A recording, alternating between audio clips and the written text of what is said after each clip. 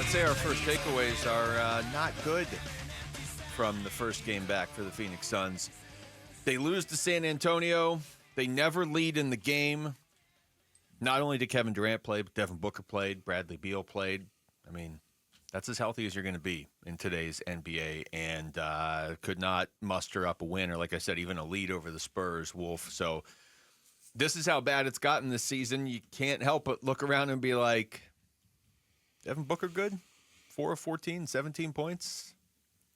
He hasn't had a bad year, but he hasn't been peak Devin Booker this year. Did not look like Book. Just did not look like Book last night. Once again, I have a hard time pointing fingers at one guy. I really do, based on it's the collective.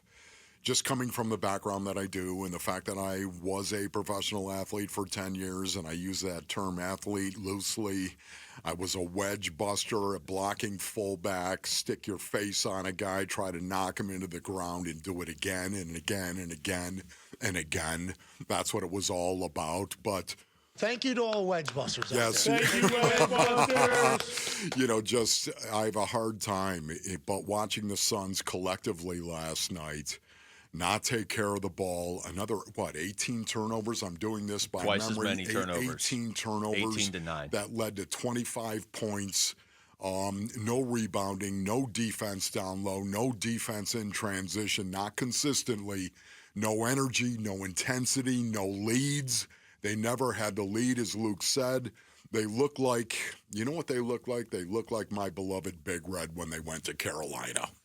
Oh. They did not play well at all. And it was from the beginning to me.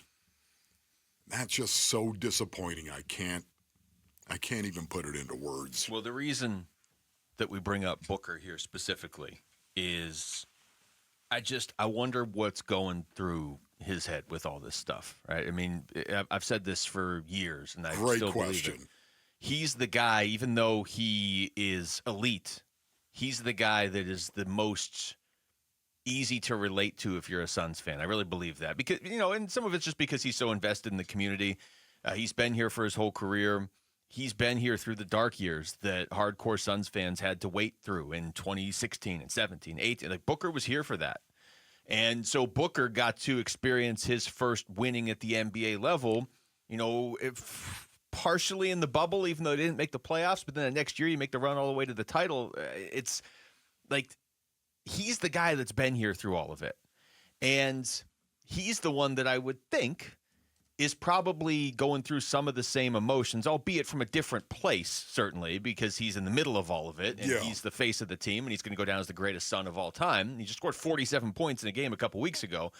But he's the one that's probably looking around like, wait, are you really going to strip this down this summer? Like, what are we – I mean, just what's going through his head? He doesn't want to go back to 2017.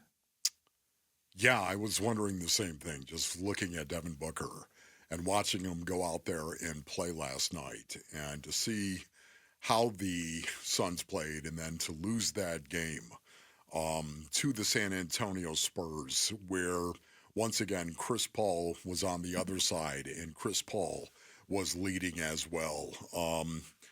I was wondering what Devin Booker, as he was walking off that floor, what Devin Booker was thinking about. Especially walking off at half going into the tunnel. Did you happen to see, of course, right before that, KD and Chris Paul got into it? Yeah. And you could see they were still jawing at each other. Interesting. I'd like to see a little fight from KD. I did. I liked that a little bit. But they were jawing at each other going into the tunnel, and Book was grabbing KD's arm. And I was wondering, what is he thinking about right now? Right there. What is he thinking his about? His two highest profile teammates ever.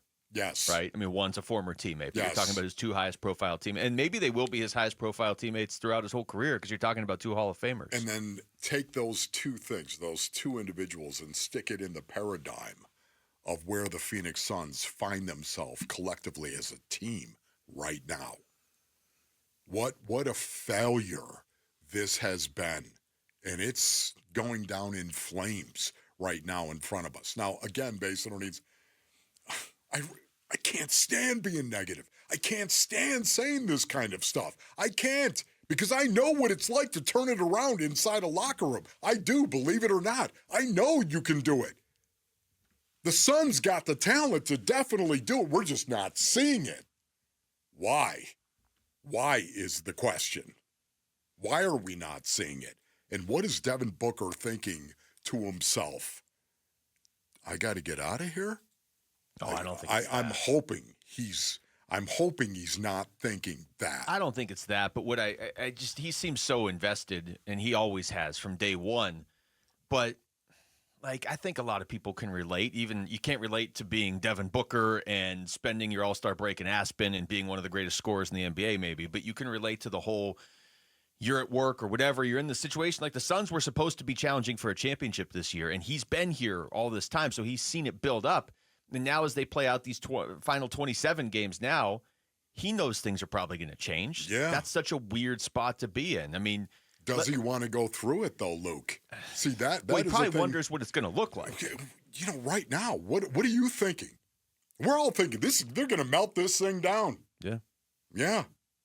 But you can only melt it down so much, though. If your book, what you want to go through that meltdown? I think you probably want to know what it looks like, right? I mean, if you're trading Kevin Durant for a bunch of draft picks, then you're going to be significantly worse next year. You're just going to have draft picks, and that's the right move, big picture, but that's not the right move for Devin Booker. Now, if you're trading Kevin Durant for draft picks and some good young players that can help next year, which I think you should be able to get if you're really going to trade one of the greatest players of all time, if you're able to make other moves and still be there's a possibility. Because we have seen it before where you end up moving your best player and yet your record's better the next year. So I'm of the belief Devin Booker wants to play his whole career here. But if he's constantly hearing and seeing that things are going to change dramatically, he probably wants to know what that looks like. Yeah, no, once again, this is not any type of attack on the Suns or Devin Booker at all. It's just facts. It's just how I'd be the same way. That's what I'm saying. 100%. If you're sitting there, you're thinking to yourself, my goodness, what is this going to look like? They're going to melt this thing down here, and I've already been through that once. And those were some dark, dark years. And yet he was a young man, for the most part, experiencing a lot of the real negativity that hit here. Does he want to go through that again? Of course not. We know he doesn't. Who would? Man, but don't tell me he's not asking himself, what is my role in this whole thing going forward? And this just goes back to the whole, like, winning. Maybe winning doesn't cure everything. That's just being a human being. Yeah, but, if they weren't losing 7 of their last 8, your mind doesn't wander to that place. If they'd won 7 of their last 8, then it's like, maybe we'll make moves in the offseason. We make moves every offseason. Like, we keep winning now, you keep this team together, right? I mean, if you start going on a run, you make the play-in or the playoffs, and you win a playoff series, and it's okay, then maybe everything doesn't blow up. But when you've lost 7 of 8, and that's all anybody talks about with this team, is like, well, and we get to the offseason, 8 of 8. Yeah. It's just, like I said, I don't think Devin Booker ever wants to leave. But I think built into that is he expects the team to be competing every single year now. He went through, he already did his time. Wants and needs are 2 different things. Thanks for watching Wolf and Luke. Tap to see more and click the button in the middle to subscribe to Arizona Sports.